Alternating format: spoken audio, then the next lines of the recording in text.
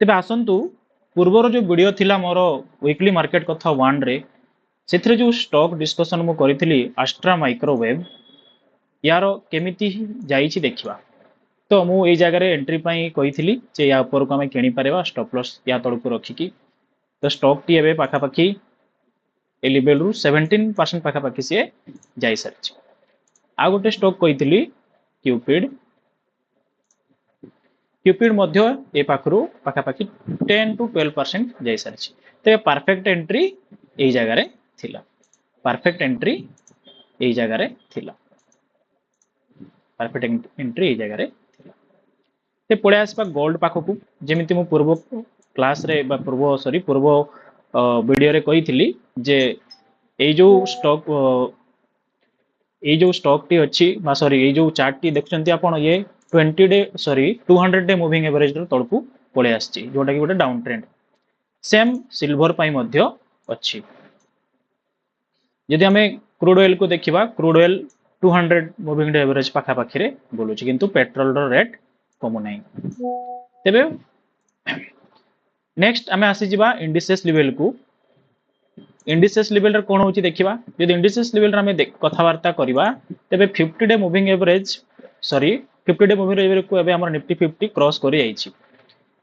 विगत 5टी बा 4टी trading session रे से ऊपर को अछि 50 डे मूविंग एवरेज रो ऊपर को अछि।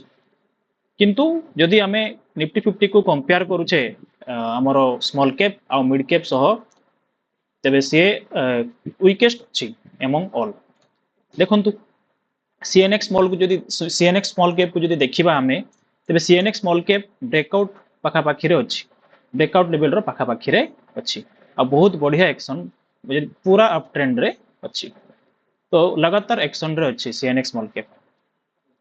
सेमती मिड कैप जदि कथा कहिबा ये भी 21 मूविंग डे एवरेज रो ऊपर को अछि आउ एक्शन रे मध्य अछि। किंतु निफ्टी 50 एबे भी 200 डे मूविंग एवरेज रो तळे ही अछि। तो जदि हमें कंपेयर करिबा निफ्टी 50 हमर सीएनएक्स स्मॉल कैप आ मिड कैप थारु बा लार्ज कैप टा स्मॉल कैप आ मिड कैप थारु बहुत वीक लागुछि। तेबे पळे आसबा किछि सेटअप जा विषय में कथा हवा आ पूर्वरु किछि मु स्टॉक ना देबी थिली जोटा कि प्रीवियस वीडियो रे मु देखैथिली किस्त विषय रे भी कहिथिली ये गोटे बढ़िया स्टॉक ये आईपीओ रो बेस बुला परे बढ़िया जाईछि। ये भी एठी गोटे बेस टाइप रो बनैथिला बेस टाइप रो बनैथिला ये गोटे दिन रे पाखा पाखी 8% रो मूव देखैछि। भलो एक्शन अछि आईपीओ रे भी भलो एक्शन अछि। हम जदि देखिबा हमर पोर्टफोलियो लेवल बा वॉच लिस्ट लेवल रे भी भलो फीडबैक मिलुछि। केमिति फीडबैक मिलुछि ना मार्केट केमिति भलो अछि बोले हम जानिबा जदि हमर जो हमें वॉच लिस्ट रखी से जदि हमर अधिकांश अप ट्रेंड देखेला बा अधिकांश प्लस रे देखेला हम जानि जेबा जे मार्केट रे ब्रॉडर लेवल रे बाइंग चलिछि। तेबे आउ बेसी डेरी न करे हमें हमर हाई प्रायोरिटी स्टॉक पाखो को पड़ेबा। तो हाई प्रायोरिटी स्टॉक रे मोर फर्स्ट लिस्ट रे अछि ओमनीटेक इंजीनियरिंग। याको बहुत भलो लागुछि मते जो ये up trend prior up trend पर ये जो रही जाइछि।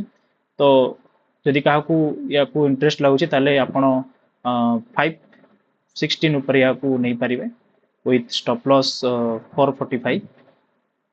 देन अछि अवांतेल आपण जानिथिबे डिफेंस लेवल रे जदि देखिबा डिफेंस रे देखंतु डिफेंस रे केमिति चलीछि मार्केट। डिफेंस रोड स्टॉक देखौछि पारस डिफेंस बहुत बढ़िया ब्रेकआउट देकी छोटो ब्रेकआउट देकी ये पूरा पाखा पाखी 60% पाखा पाखी रो मूव देछि। तो नेक्स्ट डिफेंस सेक्टर रु ये गोटे अवांतेल ये गोटे डिफेंस सेक्टर रो स्टॉक। तो यार इनसाइड बार सेटअप अछि आपण इनसाइड बार सेटअप विषय मु पूर्व क्लास रे भी कहिथिली पूर्व वीडियो रे भी कहिथिली आपण देखि पारथो ये गोटे इनसाइड बार। नेक्स्ट आसिला प्राइमर एनर्जी या विषय आगु भी हम कथा हिचे किंतु एबे से बहुत सुंदर हे जाइछि। प्राइमर एनर्जी को आपण 1087 और स्टॉप लॉस आपणकर स्टॉप लॉस 1020 को लेकिन आम ट्रेड नहीं पारिबा। ये गोटे स्टॉक जो थे संभव स्टील ट्यूब ये पाखापाखि 30% डाउन रे अच्छी किंतु यदि आम देखा यार गोटे बढ़िया पिवट माने जगह से बढ़िया बेस गोटे बनई जदि ये यार ऊपर को जाऊँगी भल मूव आसबार चांस रोचे। आपण या 4% स्टॉप लॉस रखिकी ट्राई करि परिबे। नेक्स्ट आसीगला एलोएड एंटरप्राइजेस, ये भी गोटे भलो स्टॉक, इथरे पुलबैक सेटअप अच्छी।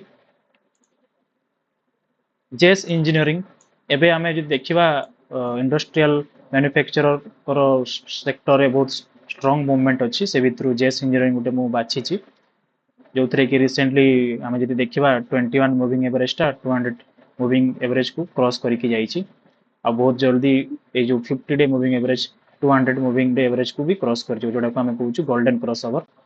तो एगुड़ा को आपण वाच लिस्ट रखंतु, आउ एक्शन को नोटिस करंतु केमिति मोमेंट आसुची, आपण फॉर माने आपण निज हिसाब रे रिस्क मैनेज करके याकू नहीं पारिबे। ये गोटे स्टॉक मंगलम वर्ल्ड वाइड, ये मते भलो लागुची, आपण याकू भी ट्राई करि पारिबे। मिधानी मु पूर्व क्लास रे भी कहितली, किंतु एबे जाई से ये लेवल को ब्रेक करि पारुनी। जदि ये ब्रेक करूछे लेवल को, जेमति मु आपन को कहितला हमें स्टॉक को कंडीशन दबा जे से जदि लाइन ऊपर को जाउची ताले हमें ताको बाय करिवा। ये गोटे स्टॉक आसिला, ये होची कोन सतिन क्रेडिट्स, सतिन क्रेडिट।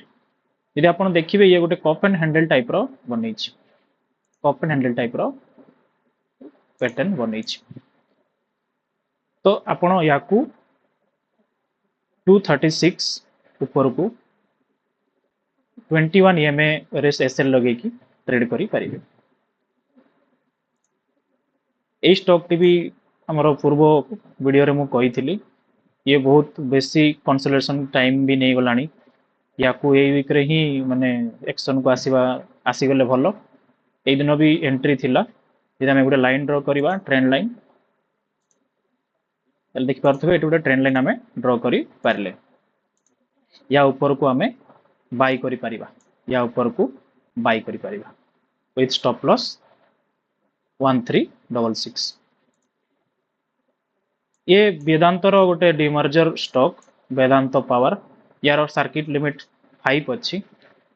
आपण याकू स्मॉलर साइज रे माने निजो पोर्टफोलियो रो 5% रु 10% साइज रे याकू ट्रेड करि परिबे। यार बाइंग अच्छी 44 ऊपर को, 44 ऊपर को यार बाइंग अच्छी। तो आपण निजर रिस्क मैनेज करके आपको नहीं पारिबे, किंतु मन रखंतु यार सर्किट लिमिट होची 5, माने गोटे स्टॉक टा जदी ऊपर को भी जीवो 5% जीवो, यदि तळ को भी आसीबो 5% तळ को आसीबो। तो फोकस लिस्ट रे भी मोर बहुत स्टॉक अच्छी, जेमति कि मो प्राइमर एक्सप्लोसिव गत वीक रे भी कहितली, एई जगह तार भलो एंट्री थिला, ए भी भलो मोमेंट रे अछि। आपण प्रीवियस वीडियो देखि पारिबे, मो कहितली केमिकल सेक्टर पूरा स्ट्रांग अछि। तो केमिकल सेक्टर बहुत किछि स्टॉक माने ऊपर को जाइछि। आ गोटे ए स्टॉक टा मु ट्विटर रे छाड़ी थिली, किर्लोस्कर न्यूमेटिक, यार भी भलो भलो माने एक्शन आछितला। ये देखिबा हमें 3 दिन भितरे पाखापाखि 20%। सेमती आउ एक स्टॉक अच्छी, जार चार्ट मु छाड़ी थिली ट्विटर रे, देखि पारथबे किछि दिन रही गला परे ये पुणी केते 35% पाखापाखि जाइथिला। तो आपण मन रखंतु जेमती हमर मनुष्यर नेचर सेमती चार्ट मानकर भी नेचर थाए। आपण देखि पारथबे किछि दिन कंसोलिडेशन पर ऊपर को जाइथिला। तो आमे ए पैटर्न वाला को मन रखिबा जे भले एक्शन केमती आछी। यदि सेम आमे देखिबा सेम टू सेम चार्ट एबे अदानी एंटरप्राइजेस रे अच्छी, सेम टू सेम चार्ट किछि दिन रही जाइछि। अदानी रो आ गोटे अदानी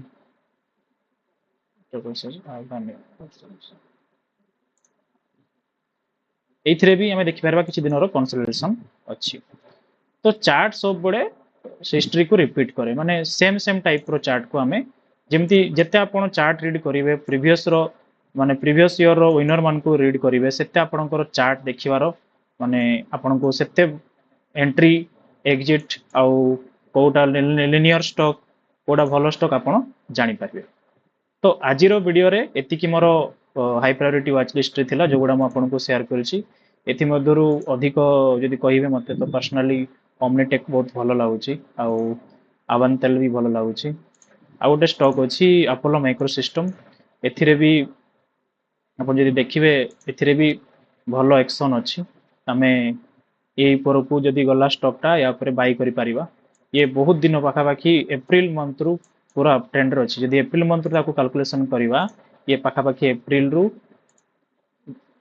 100% माने ये पाखापाखि डबल हो गलानी एप्रिल मास रे एबे जाय से डबल हो गलानी तो ये आपण चार्ट प्रीवियस माने प्रीवियस मंथ रो बा प्रीवियस ईयर जो माने विनर अछि ताको टिके चार्ट रीड करंतु देखंतु ए सेम चार्टटा आरपीटेक रे भी थिला ना देखंतु किछि दिन रो कंसोलिडेशन परे ये पाखापाखि 60% रो मूव थिबो एटा 60 हां 60 पाखापाखि रो मूव अछि यदि सेम चार्ट हमें देखिबा आरपीटेक रे भी थिला आरपीटेक